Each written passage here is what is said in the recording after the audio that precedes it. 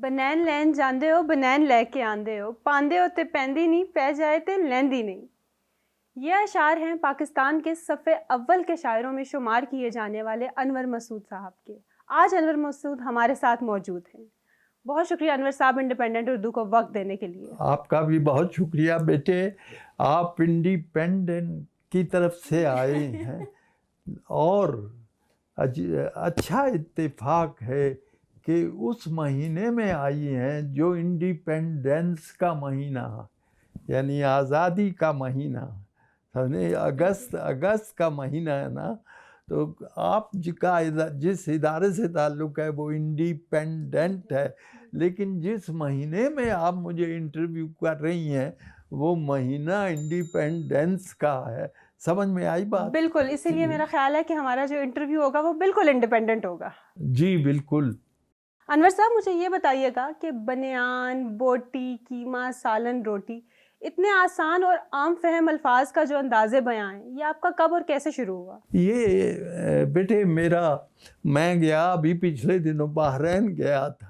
मुझे किसी ने पूछा कि आपका मसलक शेर क्या है, तो मैंने साफ कहा कि ये मैं जो बात करूं उसे एक प्रोफेसर जो है लिटरेचर का वो सुने और वो भी दाद दे और एक छाबड़ी वाला भी फड़क जाए।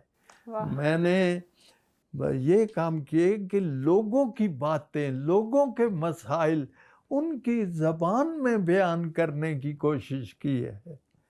तो ये बनैन जो है वैसी है जैसे मुझे खुशी हुई आपको भी बनैन आती है। मुझे तो आपकी बहुत शायरी आती है जी। खुल के रो लेने की फुर्सत फिर ना उसको मिल सकी, आज फिर अनवर हंसेगा बेतहाशा बेतहाशा देखना। देखना। ये बेटे शुरू से ही है।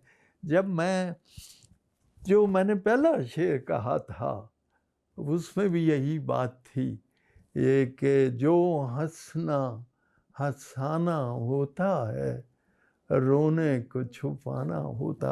यही है कि मैं इसलिए हंसा हूँ कि कहीं रो ना पड़ूं। मैंने ये कहा था, किसी ने सवाल किया था तो मैंने कहा था कि मेरी हंसी जो है मकई की तरह है, जब जलने लगती है ना तो वो मुस्कुराने लगती है। तो वो बेटे सहरिश मेरे दुख जो हैं वो सिर्फ मेरे नहीं हैं। मैं जिस मुल्क में रहता हूँ ये जब से बना है बहरानों का शिकार है, और मैं उस दुनिया में रह रहा हूँ जिसके बडेरे जो हैं जिनकी जो अभी लोगों का खून पीने में जिन्हें फुर्सत ही नहीं है, जिनके लिए आपने कहा था कि ये भी अगली सदी में हमारे साथ जाएंगे। तो अनवर साहब ये कैफियत है या इसको सीखना पड़ता है या पैदाइशी काबिलियत है? ये अल्लाह की रहमत है आप पे? मैं तो ये जो बात आखिर में आपने की है बात वही है, अल्लाह की रहमत है, अल्लाह का करम है। और फिर ये है कि ये कहा जा सकता है कि मुझे ददहाल से भी और नन्हेहाल से भी शायरी गिफ्ट हुई है। मेरी नानी भी शायर थी, मेरे ताया जी भी शायर थे और मेरे जीन्स में थी। तो लिहाजा बाकी ये है बेटे, एक बात बता दूं कि कोई भी फन हो जब तक उसके बारे में मेहनत ना की जाए, कुरान मजीद का इरशाद है, लैसल इंसान इल्ला मा सा, इंसान को उतना कुछ ही मिलता है जितनी वो कोशिश करता है। तो अल्लाह से दुआ करनी चाहिए कि वो कोशिश की तौफीक अता फरमाए। आमीन। अनवर साहब आपका एक और ये शेर था, बड़े नमनाक होते हैं बेटे, ये वही बड़े नमनाक से होते हैं अनबर कहे तेरे, कोई दीवार गिरिया है तेरे अशार के पीछे। बेटे यही बात, ये तो मैंने वो जो पहला बचपन का शेर सुनाया उसमें है, उर्दू का शेर जो आपने माशाल्लाह पढ़ा है उसमें है, और फिर एक फारसी का शेर है। मैंने 3 ज़बानों में शेर कहे हैं, उर्दू में, पंजाबी में और फारसी में, कि जुज़ बखन दीदन बरायम چھورائے دیگر نمان، ہنسنے کے سوا میرے پاس کوئی چارہ ہی نہیں تھا۔ لیکن آپ نے دکھوں کو جو اتنی خوبصورتی سے ان الفاظ میں بیان کیا، یہ جو دکھ تھے یہ آپ کی زندگی کا کون سے پہلو تھے اور اتنی پازیٹیوٹی آپ کہاں سے لے کر آئے؟ یہ آتے ہیں غیب سے یہ مضامین خیال میں، یہ اللہ تعالیٰ کی ذات کا ہی کرم ہے، میں تو اور مجھے کچھ سمجھ نہیں آ سکتا۔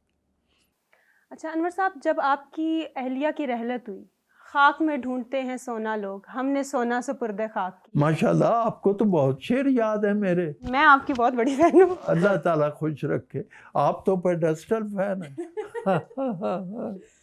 تو جب آپ نے یہ شعر کہا ان کے گزر جانے کے بعد، اگر صدیقہ صاحبہ نہ ہوتی تو کیا انور آج یہی انور ہوتے؟ نہ، بالکل نہ ہوتا۔ اصل میں اس کے بغیر بالکل میں نامکمل ہوتا، اور مجھے جو اس کا ساتھ ملا ہے، اور میں سمجھتا ہوں مجھے جو کچھ ملا ہے ہاں جی، اس میں اس کا بہت حصہ ہے۔ اللہ اس کی مغفرت فرمائے۔ انور صاحب، صدیقہ صاحبہ کے ساتھ آپ کا کوئی قصہ، ان کی ساتھ گزرے وقت کو یاد کرنے کی کوئی داستان جو آپ ہمارے ساتھ شیئر کریں؟ بیٹے کوئی ایک بات ہو تو میں بتاؤں، 55 برس گزرے ہیں ہاں جی، دل میں ہے اس کی یاد کی خوشبو بسی ہوئی ہاں جی، 55 برس کا عہد رفاقت گزر گیا۔ مجھے ایک چیز بہت یاد آتی ہے، ایک شعر ہے میرا، ہے کون تیرے ساتھ جو سیلفی نہ بنائے، ہے کون تیرے ساتھ جو سیلفی نہ بنائے، انور مجھے ہر شخص تیرا فین لگا ہے۔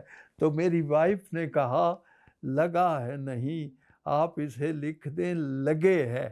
تو یہ مجھے بات بہت یاد آتی ہے، اس کے اندر تنقید کی بڑی زبردست حص تھی ہاں جی۔ تو اب میں نے یہ شعر اس کے کہنے کے مطابق کر دیا، ہے کون تیرے ساتھ جو سیلفی نہ بنائے، انور مجھے ہر شخص تیرا فین لگا ہے۔ انور صاحب، آپ کی ایک زندگی آپ نے گزار دی، معاشرے کے جو سنگین مسائل ہیں، جو پریشانی ہیں، ان کو ہنسانے والے الفاظ میں پیش کرتے ہوئے، ایک میٹھی گولی کی طرح معاشرے کو وہ دیتے ہوئے، آپ کے خیال میں آپ نے کیا پایا اس سب سے؟ بیٹے وہ صرف اس لیے کہ جو میں کہوں وہ لوگوں کے لیے سننا گوارا ہو جائے ہاں جی۔ رلانا تو بہت آسان ہے، ہنسانا اتنا آسان نہیں ہے۔ اور پھر یہ ہے کہ جو بات ہنسی کے انداز میں کہی جائے وہ لوگوں کو پسند آتی۔ تو وہ لوگوں کو تو پسند آئی، لیکن اگر ذاتی طور پہ آپ اپنی ذاتی طور پہ دیکھیں تو آپ کس چیز کو اپنی اچیومنٹ کہیں گے کہ آپ نے لوگوں تو یہ بات پہنچا کے کیا پایا اپنی زندگی سے؟ جی بہت بڑی اچیومنٹ ہے۔ اب آپ اندازہ کریں، میں گیا ہوں نیوزی لینڈ میں، اور میں نیوزی لینڈ اور ناروے، دنیا کے دوسرے کونے، تو وہاں جو بنین کی نظم ہے میں نے انہیں نہیں سنائی، انہوں نے مجھے سنائی، اور یہ شکر ہے اللہ کا۔ ابھی پچھلے دنوں خبر ملی کہ بوسنیا کی زبان میں بھی بنین کا ترجمہ ہو گیا۔ تو یہ جو ہے انور کی کوئی اپنی فضیلت نہیں، بلّہ اللہ کا احسان ہے، فقیروں کی دعا ہے۔ اچھا انور صاحب، اکثر کہا جاتا ہے کہ ہمارے ہاں جو فنکار ہیں ان کی قدر نہیں کی جاتی، آپ کا کیا خیال ہے، کیا ایسا ہی ہے؟ نہ، میری جتنی قدر ہوئی ہے، اور آپ اپنا اندازہ کریں، مجھے سن 2000 میں پرائڈ آف پرفارمنس ملا، یہ قدر نہیں ہے۔ پھر اس کے بعد مجھے حال ہی میں حکومت پاکستان نے ہلال امتیاز کا یہ بہت بڑا سول ایوارڈ ہے، اور سب سے بڑی قدر بات یہ ہے کہ ایک چھاپڑی والا بھی مجھے میری نظمیں سناتا ہے۔ عوام میں اتنی مقبولیت جو ہے، اس سے اللہ کا سب سے بڑا احسان یہ ہے، اس سے زیادہ مقبولیت کا اور میرا خیال ہے کوئی پیمانہ نہیں ہے، اور یہ اللہ کا خاص کرم ہے. ٹھیک ہے. مجھے یہ بتائیں کہ جیسے آپ کو خود بھی پتہ ہے کہ پاکستان میں اتنے زیادہ مسائل ہیں، تو جو حصے مزاح ہے وہ پاکستانیوں کے مسائل کی شدت کو محسوس کرنے میں آپ کے خیال میں کتنی کم کر سکتی ہے؟ بیٹے یہ میں ہی نہیں ہے، جتنے بھی مزاح نگار ہیں انہوں نے ریئیکٹ کیا ہے جسے جو ہے عکس العمل کہہ لیجئے کہ ملک کے جو حالات تھے، اور جتنے بھی مزاح نگاروں نے، میں آپ کو بتاؤں پاکستان کے مزاح نگاروں نے بہت اچھی حزب اختلاف کا فرض ادا کیا ہے. وہ چاہے ضمیر جعفری ہوں، وہ سید محمد جعفری ہوں، وہ دلاور فکار ہوں، وہ سرفراز شاہد ہوں، اور وہ یہ خاکسار ہو. انور صاحب مجھے یہ بتائیے گا کہ آپ نے پوری دنیا میں مشاعروں میں شرکت کی، شاید ہی کوئی ایسی جگہ ہو، ایسا ملک جہاں اردو زبان بولی جاتی ہو اور وہاں آپ نے مشاعرہ نہ کیا ہو. بیرون ملک کے سامعین میں اور پاکستان کے سامعین کے ذوق میں آپ کو کیا فرق محسوس ہوا؟ نہیں، جہاں بھی میں گیا ہوں مشاعرے پڑھے ہیں تو وہ لوگ ہوتے ہیں جو اردو بھی سمجھتے ہیں اور پنجابی لہٰذا مجھے کہیں بھی کوئی اجنبیت محسوس نہیں. میں نے اگر مشاعرہ پیرس میں پڑھا ہے تو مجھے یوں لگا کہ جیسے میں لاہور میں پڑھ رہا ہوں، اور اگر میں نے مشاعرہ واشنگٹن میں پڑھا تو مجھے یوں لگا کہ میں گجرات میں پڑھ رہا ہوں. تو بس ایک یہ ہے کہ عوام سے رابطہ رہا. جوش صاحب سے کسی نے پوچھا کہ اردو کا سب سے بڑا شاعر کون ہے، تو انہوں نے فوراً کہا نذیر اکبر آبادی. ہیں جی، اس لیے کہ نذیر نے عوام کے مسائل کو عوام کی زبان میں بیان کیا ہے، اور میں نے بھی کچھ ویسی کوشش کی ہے.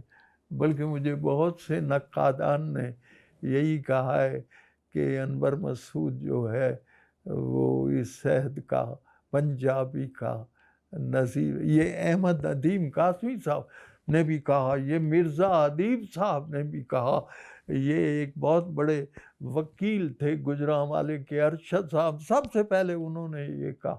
اب مجھے اسٹیج پہ بلایا گیا تو انہوں نے کہا اب پنجابی کے نذیر اکبر آبادی انور مسعود آ رہے ہیں.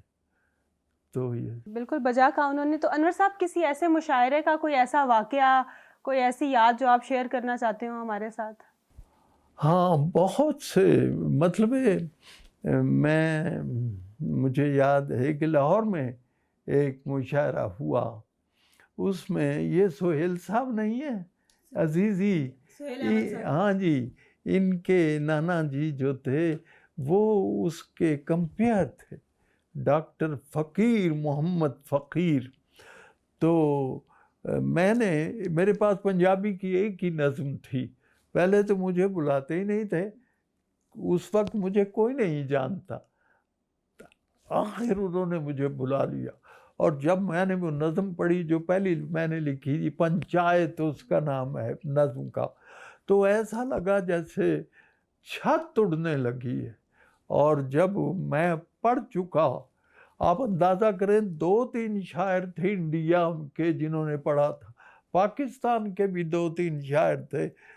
تو ڈاکٹر فقیر صاحب نے آ کے اسٹیج پر یہ جملہ کہا.